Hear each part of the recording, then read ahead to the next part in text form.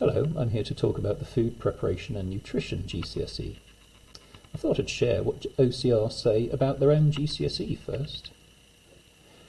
OCR's GCSE 9-1 in Food Preparation and Nutrition qualification aims to equip learners with the knowledge, understanding and skills required to cook and apply the principles of food science, nutrition and healthy eating. The OCR qualification will encourage learners to cook and make informed decisions about a wide range of further learning, opportunities and career pathways, as well as develop life skills that enable learners to feed themselves and others affordably now and in later life.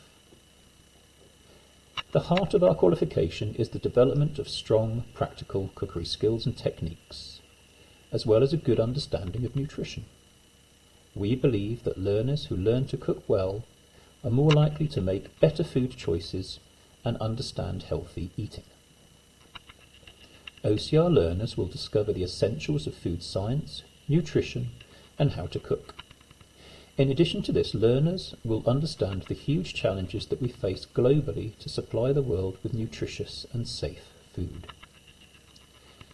This specification has been running for several years now, and it's extremely successful. I think the root of its success is Heston Blumenthal, the famous chef, was consulted during the making process, and that's where the science behind things is important in this exam.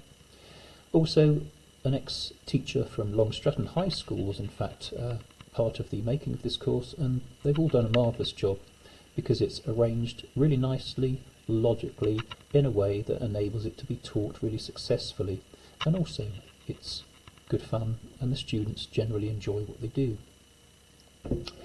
It has three main strands.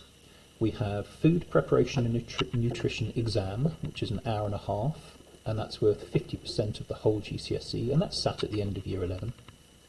We have a Food Investigation task, which is worth 15% of the total GCSE, and then we also have a Food Preparation task, which is worth 35% of the total GCSE. So half the GCSE is a sit-and exam, and that is marked by examiners, and the other half is a non-examined assessment, or what we used to call coursework, that's done in school with the teacher and marked by the teacher and moderated externally. So if we look at what the food investigation task is, every year you're given a different task and you choose one or the other.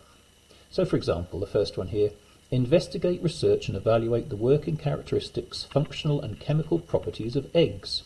So you will do experiments with eggs, and try different things out, see what the results are, find out why they work, why they do things. And then you will write up those investigations like a little science investigation really. So it's not really cooking a dish, you can do it via the medium of cooking dishes, but it's an investigation into a certain scientific aspect of food. So that's worth 15% of the exam, and then once that's done, that's banked and put away, and you can carry on with the theory, and then start planning for the food preparation task, which is a practical exam. So let's have a look at that. You get, once again, two tasks to choose from. So, for example, we live in a multicultural society where we have a wide range of food choices. Your local area is holding a street food musical festival. Plan, prepare, cook and present 3 dishes that could be served at the street food music festival. Analyse and evaluate your work. So what you will do, and I'll show you some work of previous students while we're having a talk about this, is you will plan a meal with 3 aspects to it to fulfil whatever criteria they've given you. Now, you won't be expected just to suddenly lurch into the exam and turn this out. You will practice it. You can practice it at home. You will plan it. You will practice it in school. You will do taste tests. You'll talk to your teacher about it. They might advise you to do something more ambitious or give you some tips and techniques to try. You will plan it in detail with timings and then practice that plan to see how well that plan works and refine it. Because in the actual exam, you will turn up with your ingredients, you will get your plan out, and the teacher will stand back and watch you prepare these dishes to your plan. At the end of this, you'll be marked on how good it looks, your presentation skills, how good it tastes, how well your plan worked.